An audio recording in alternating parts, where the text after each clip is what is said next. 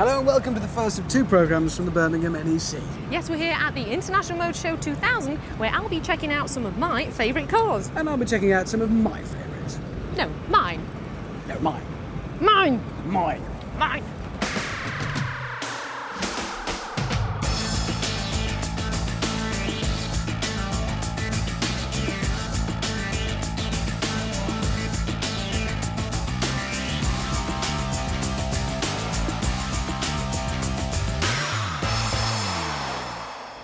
I'd like to make an appeal on behalf of Porsche. You see, they need your help. They're desperate to make this car, and until you put down your order for it, they can't. So please, help them. It matters.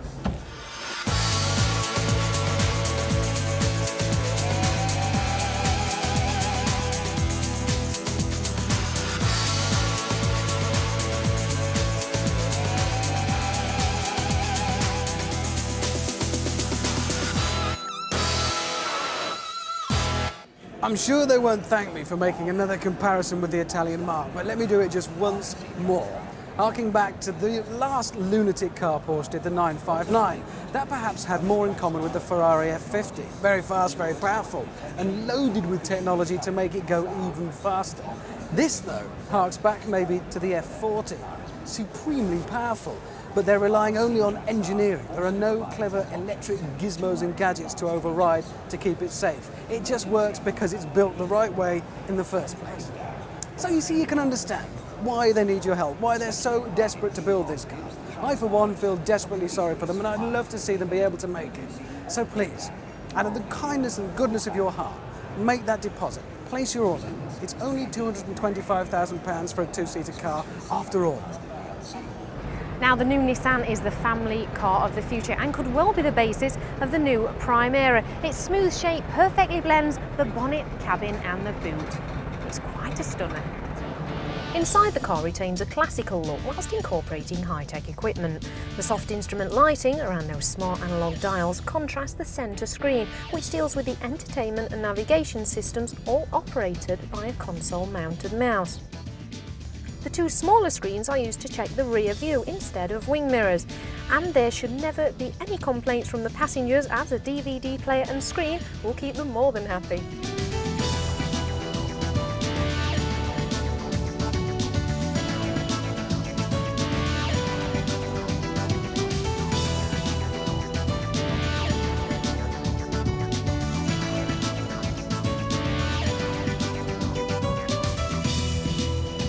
Viewed from the front, the Fusion looks fairly aggressive, but still manages to deliver that sense of simplicity.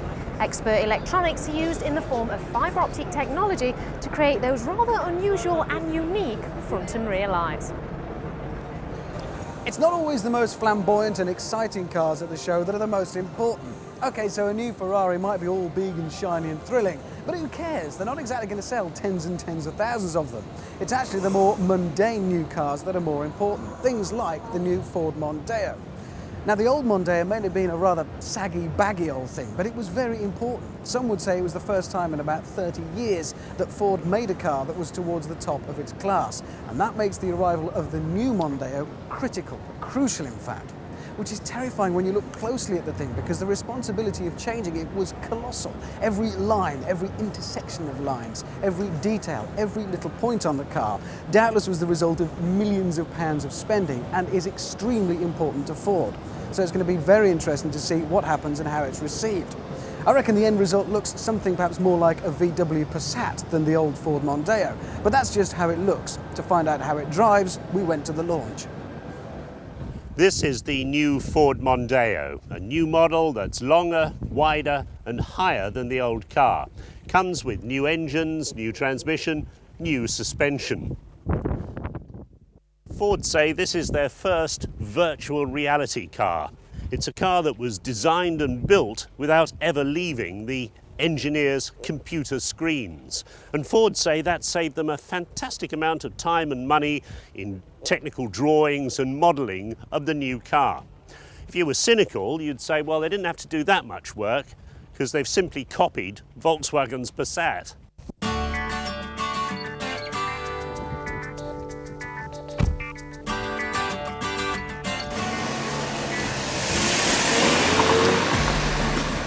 the resemblance really is uncanny. Ford are prepared to say that they used the Passat as a benchmark when they were planning the replacement for Mondeo, which after all was launched in 1993, is one of Britain's best-selling cars. But benchmarking and cloning are two different things. Make no mistake, this sets new standards for Ford in the marketplace. In the first place, you're sitting higher, there's more hip, leg and shoulder room for driver and passenger, excellent leg room in the back for rear seat passengers, and as you'd expect from the curved roof, excellent headroom, both front and rear. An all-new interior, two-tone on the top of the range models, but black in this car with tasteful brushed aluminium round the centre console and on the steering wheel. It all looks very good.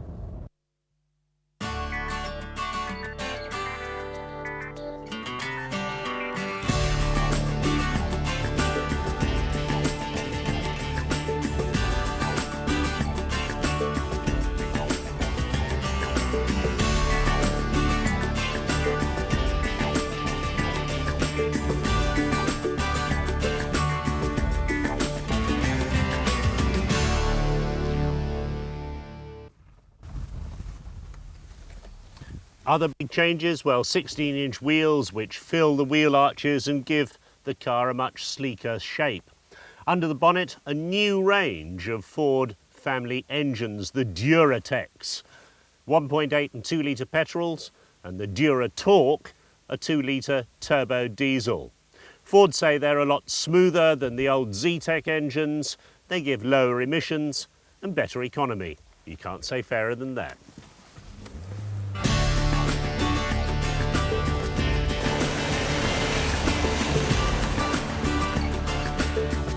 But the thing those thousands of Mondeo drivers who are going to get one as their company car will want to know, how does it go?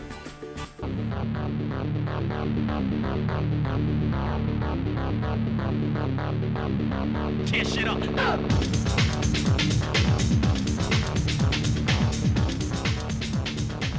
Well, you have to say they've done an absolutely brilliant job. Mind you, the old Mondeo was no slouch. I remember the launch in Scotland at Gleneagles with Jackie Stewart hurtling us around the Highland roads with two of us gibbering quietly with fright in the back. But they've done a huge giant stride forward from that car with this one. And when you think, I mean, this is the epitome of a middle-of-the-road family saloon from Ford. It's what the Cortina and the Sierra were a few years ago. And it feels more like a BMW or an Audi to drive. They've done a tremendous job with suppression of road noise and wind noise, and the steering is beautiful. It's so pin-sharp and responsive. A really good job. And if you were unfortunate enough to hit anything, well, the Mondeo must be one of the safest cars around. The interior is absolutely festooned with airbags. They explode at you from all directions. And they paid a lot of attention to the body shell for crash absorption as well. And that includes a big tubular steel bar at the front behind the bumpers to avoid low-speed collision damage and lower the insurance rating. That also adds to the rigidity of the body shell. It's 70% stiffer than old Mondeo, and that plays a big part in the precision of the ride and handling.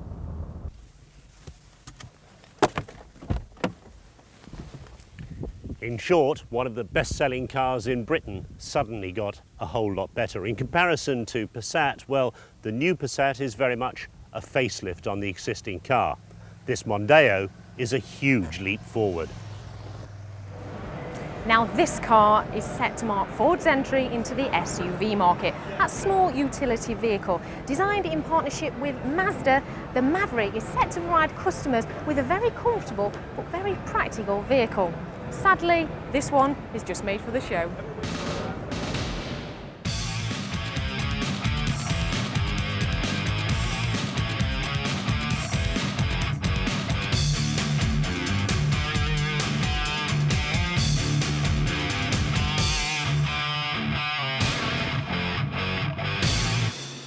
Well, I can certainly spot a touch of USA in here, as the interior of the car feels very spacious.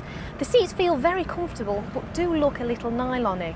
I do like this armrest here, it lifts up, great storage space, very comfortable indeed. Steering wheel, everything feels nice and solid, and of course you've got the little dials on the wheel right here. Thumbs up on that one. All in all, the car looks very mean and very chunky, and the rear end has a nice touch. This flip-up back windscreen is ideal for slinging bits in. ACs celebrate their centenary next year, which makes this a pretty good time to launch this, the 212, which is kind of a modern take on the original Cobras. In standard trim, it pushes out 350 brake horsepower. Lotus have had it up to 500, so there's no shortage of power there. It weighs about 900 kilos, and they reckon it's going to be the fastest production car on the market from 0 to 100 miles an hour and back. In other words, it'll push your eyeballs out through the back of your head and then spread them all over the windscreen. You would have to be very brave to try it. But if that's not enough for you and you want to go truly retro, try this, the 427, a reversion of the original Cobra. 7 litres, amongst the world's fastest cars from 0 to 60. For 20 odd years, it was the world's fastest. But if £150,000 for a 7-litre car is a bit strong for your taste, try this, the glass fibre version. Costs you only about £38,000, and if they can produce a hardtop, we reckon a serious competitor for TVR. So join us after the break with plenty more of the latest news from the Motor Show 2000.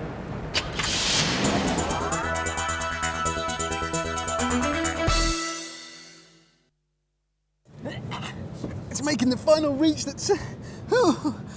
I think I'm losing it completely. I just want to get down. When you're doing things like this, obviously, you couldn't turn up just in an ordinary family hatch. You'd have to be in something a bit more rugged. Something like the world's best-selling 4x4, maybe the Ford Explorer. Forget it. I'll just gotta get there. It's sweaty, isn't it? But it's true. As more and more of us take up rugged outdoor pursuits, more and more of us need rugged outdoor cars. Not that the Explorer exactly sold in bucket loads for Ford in the UK anyway, about 7,000. So they're hoping that this new one, this is the car's European debut, will do an awful lot better. Maybe it will, whereas the old one was decidedly American, that is to say, well, a bit crude. The new one offers more European levels of sophistication, so we gain independent rear suspension and an engine range, whereas previously you could only have the V6 petrol. Now you can choose between that or a common rail turbo diesel, and the thing is bigger in every direction. It's longer and wider. So it must be a whole lot better, Billy Bob. How do you get all these gubbins off, anyway?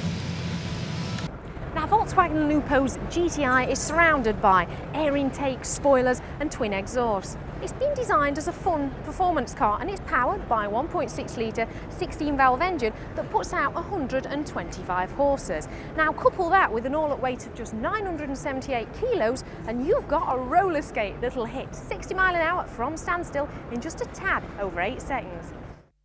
Now, Volkswagen has put the little Lupo on a diet, replacing certain steel panels with lightweight aluminium ones, the sort of touches you usually find on serious sports cars. In terms of sheer pounds per volume of car value, things like the Berlingo Multispace have always represented amazing value. They've never sold massively in the UK, though they do huge business on the continent. They love their kind of rugged utilitarian practicality, but they are getting more sophisticated. And here's some of the ways they are. Sure, they give it a snazzy paint job outside, and then they do some work inside, nice seats, and this lovely finish on the fascia, this green stuff, which is, I don't know, kind of granite, and on the gear knob, it certainly makes a change from fake walnut or carbon fibre. But then there's some even more clever stuff that makes life easier. Things like this, up here. They call it the Modu roof. And basically, it's kind of, well, you've got space to store pretty much everything. You can put your CDs in here, I guess, and just all your gubbins that clutters the cabin up. And it's not just at the front, it extends to the back as well. Ladies and gentlemen, please make sure that your luggage is stored in the lockers overhead, as in the lockers over your head, like these here. There's a power takeoff in one of those, and even individual vents and individual sunroofs over each of the passengers. And there's a really huge one here, into which I should put my luggage. Last time I did that, it was on holiday, trying to get a 6-foot wide raffia sombrero in. Not easy. And now it's time for everyone's favourite car, the Mini, and Ken Gibson has been to try out the new one. Excuse my rather sombre dress, but I've come to pay my last respects to a very famous friend. I've come to Longbridge, home of the Mini for the last 41 years, to go and see the very, very last Mini roll off the production lines. It was a little car that was started as an answer to the fuel crisis, but the car that revolutionised motoring and went on to become the car of the century.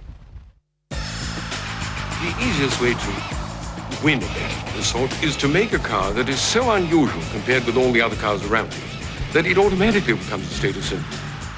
What few people know or remember is the Mini wasn't actually called the Mini when it was first launched in '59, but had two names, the Austin 7 and the Morris Mini Minor. Another piece of Mini folklore is the fact that it was designed by Sir Alec Isagonis on the back of a paper cloth napkin and a cigarette packet. To find out about the special magic of the Mini, we've come to Longbridge, home of the great little car for the last 41 years. And of course, who better to tell us why it's been such a special car than the workers who've been putting it together all over that time. And I've got somebody here who is perfectly equipped to give the story, because Alan Loach actually started in 1959 when the car was actually launched. Alan, what were you doing when you first started here? I was a tea boy making tea and running and fetching various bits and pieces from the stores for the various people who were working here. And tell me, can you remember what the salary was you got back then? £2, 12 shillings and sixpence a week. Mike Hewitt, what do you have as your memories of the Mini? Well, I think it's a great little car, but it's a bit of a pig to work on. I mean, we've all still got the scars to prove that point. How do you think it's going to be on, when the Mini is gone? How will you feel? Oh, well, it'll be a tragic day for Longbridge and Birmingham. We've all been brought up with it for 20 odd years. Great family car, and I think every household or somebody in the household has owned a Mini during their lifetime. Well, when I was younger, I had one myself, and it was probably one of the best little cars I've ever had in my lifetime. And it's been an enduring model, obviously. It's lasted over 40 years, and it's a special little car.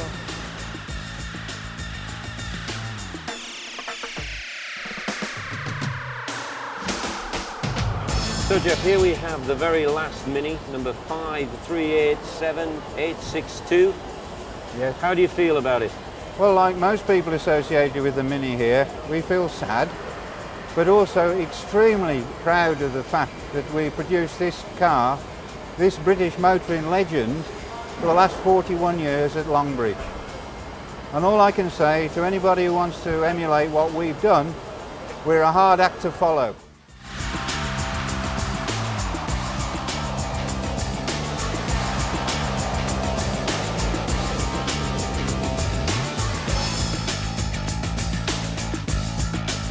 I have to say, it's absolutely years since I've been in a Mini.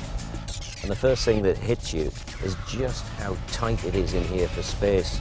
I don't know who they thought the 4 adults were that would get in here, but we definitely must be growing now, because it is seriously cramped in here. I'm in the performance one, and, well, to be frank, on a motorway, the performance is distinctly average. But there again, the Mini was not made for motorways. It was made for having absolutely hoots of fun driving on twisty English roads.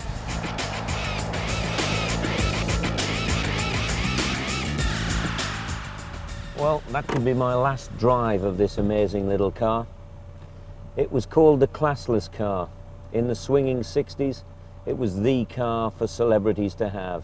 Everyone from the Beatles to Twiggy, Paul Newman, Clint Eastwood, Steve McQueen, they were all at the wheel of one of these. I don't know what the real secret of its success has been. My own view was that it was great fun and it was really affordable, something that the owners of the new Mini should take into account when they price it. But I think the biggest thing of all is it just puts a smile on your face. And I'll tell you something, we'll never ever see the likes of this car again, or the success that it's enjoyed. And because of that, I'm going to go and have just one more last drive. Bye.